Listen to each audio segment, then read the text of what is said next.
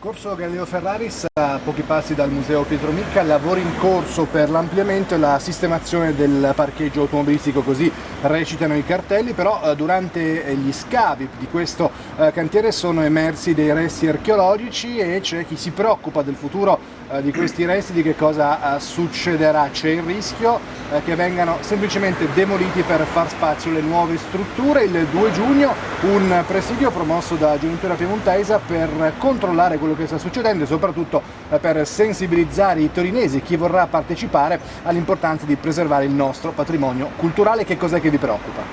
Sì, certamente, un presidio per sensibilizzare la popolazione e le autorità che dovrebbero essere competenti a tutelare la nostra identità,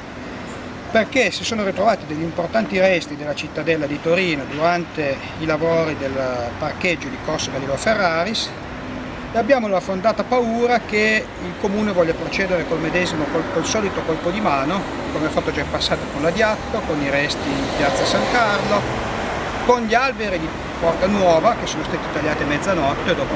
ripetute assicurazioni che nessuno li toccava. E non vorremmo che un altro pezzo importante della nostra identità torinese e piemontese andasse perso per sempre per un solito parcheggio non si sa quanto utile, che magari poi resterà semivuoto.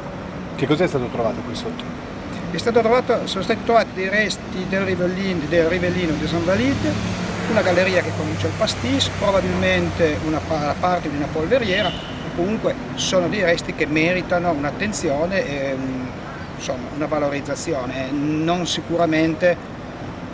essere presi e buttati via, distrutti con una ruspa, sbancato tutto come se non fosse nulla. Che attesa avete per il presidio del 2 giugno?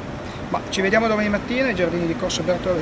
via Bertolotti alle 9, speriamo di essere in tanti, contiamo di riuscire a catalizzare un buon numero di persone sensibili che poi si faranno portatrici di questa istanza, in modo da fare pressione sul Comune e sulla Soprintendenza per far fermare, sospendere i lavori e eventualmente poi per una revisione del progetto, in modo da valorizzare i resti